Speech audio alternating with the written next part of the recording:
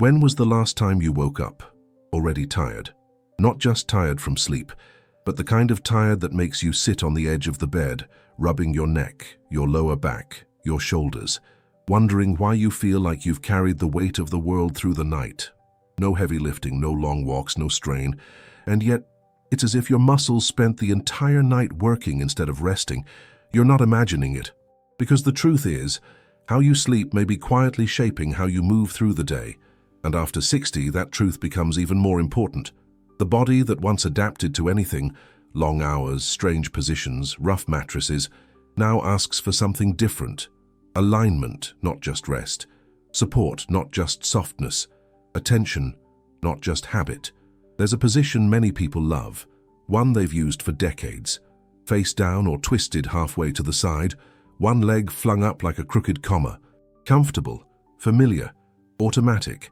But in a body that has carried you for 6 decades or more, what was once cozy can become the very thing that steals your freedom of movement.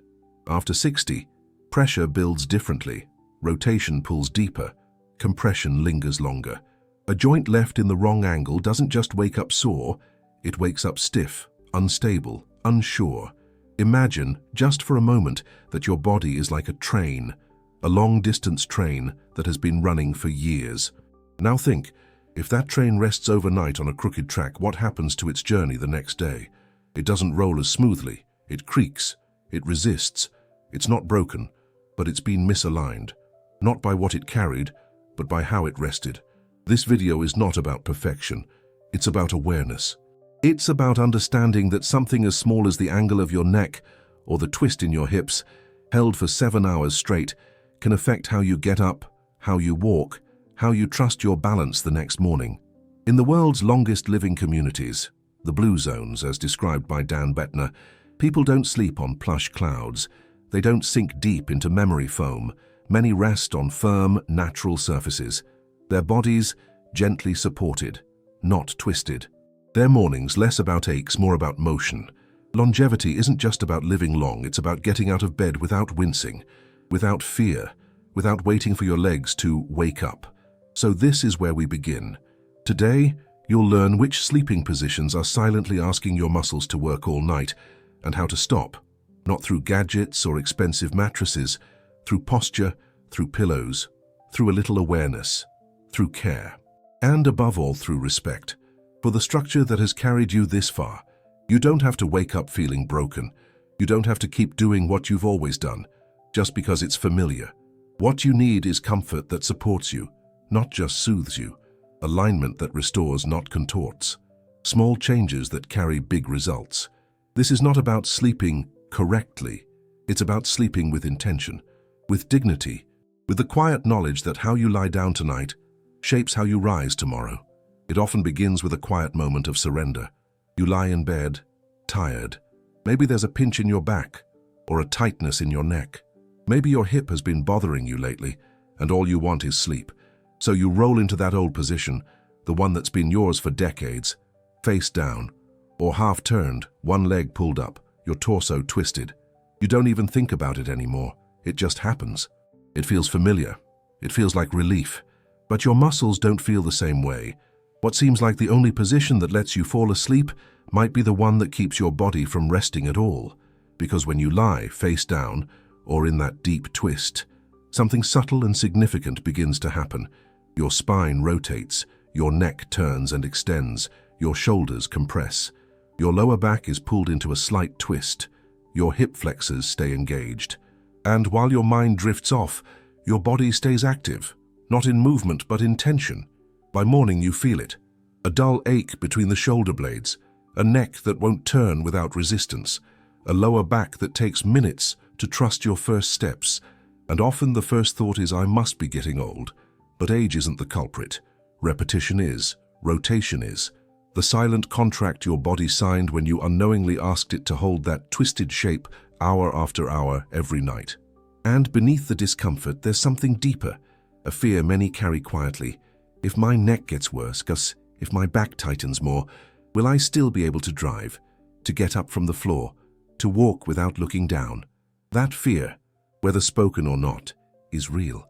Because movement is not just about comfort, It's about independence. When physical therapists examine how the body responds to prolonged positions, the research tells us what experience already whispers.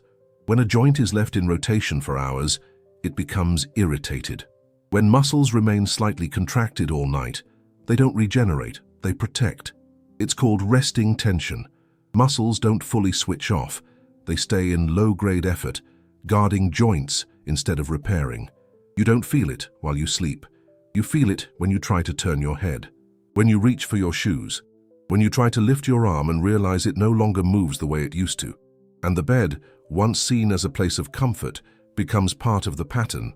What complicates things is the belief, so common, so well-meaning, that softness equals support, that the older we get, the softer our mattress should be. But in truth, the softer the surface, the more your body sinks. The more it sinks, the more it twists. The pelvis rotates.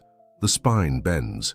Like placing a heavy book on a plush cushion, the cushion absorbs the shape, but the spine of the book curves with it. Over time, the curve stays.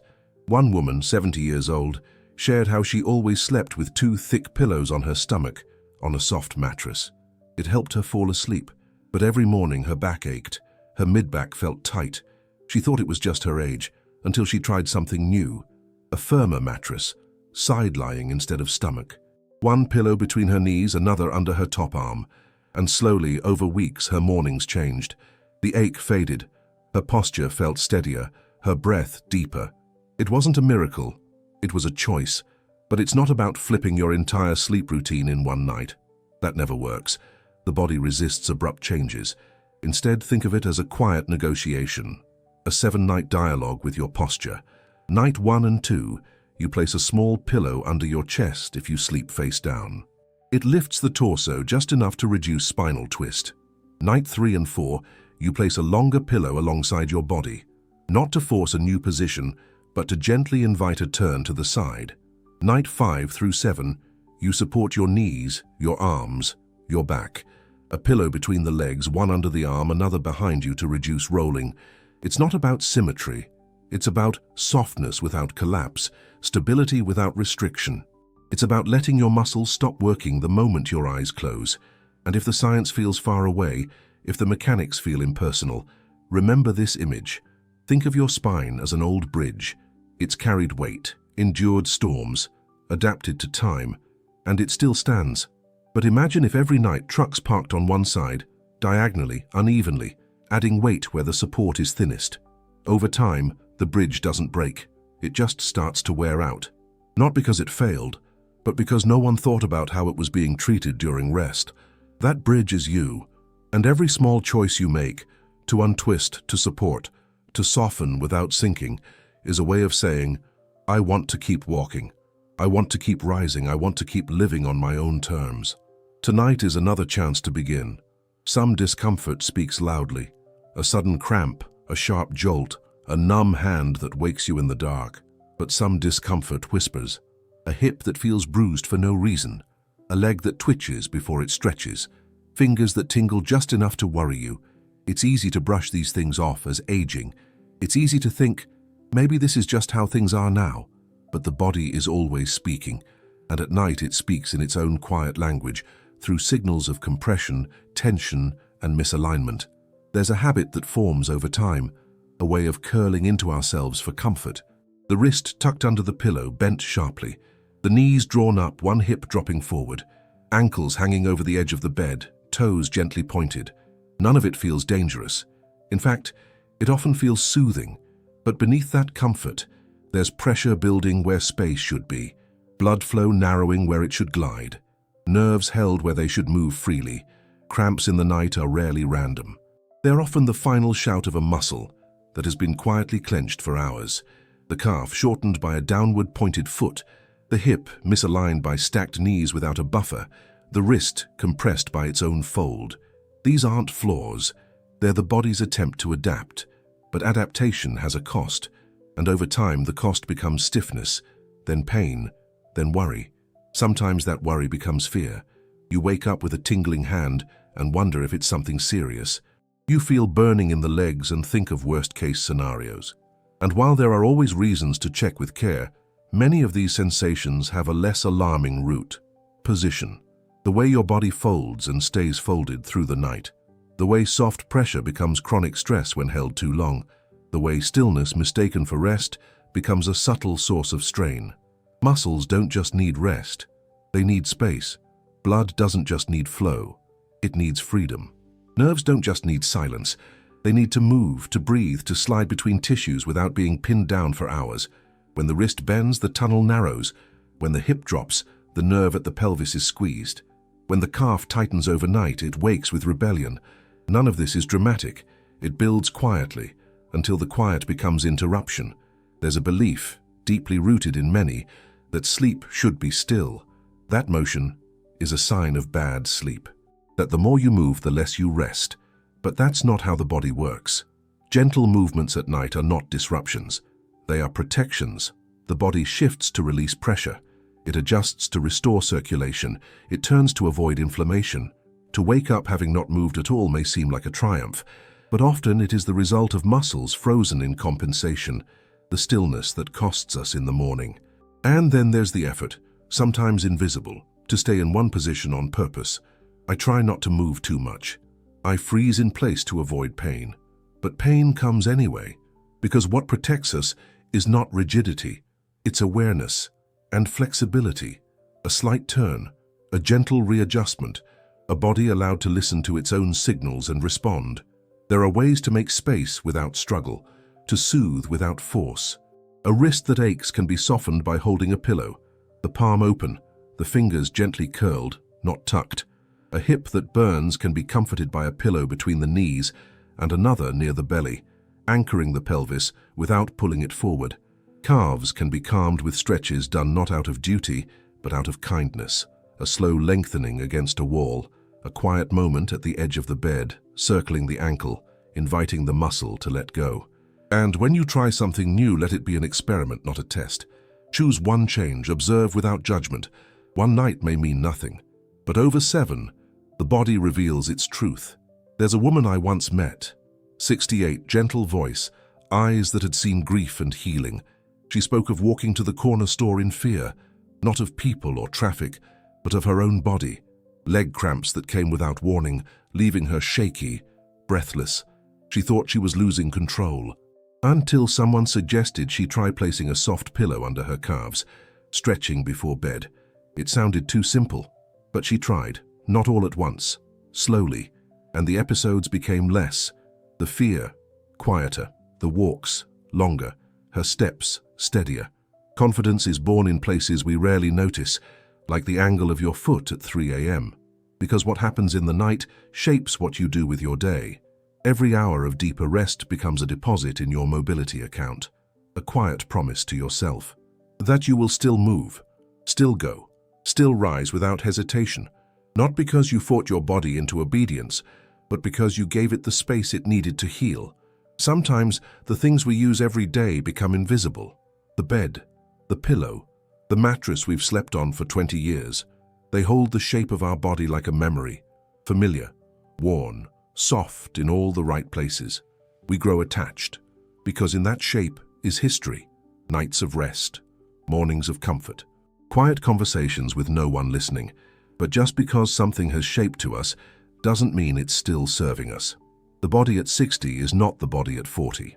What was once supported by layers of muscle may now be carried by bone and connective tissue. The shoulders, once broad with tone, now press more sharply into the mattress.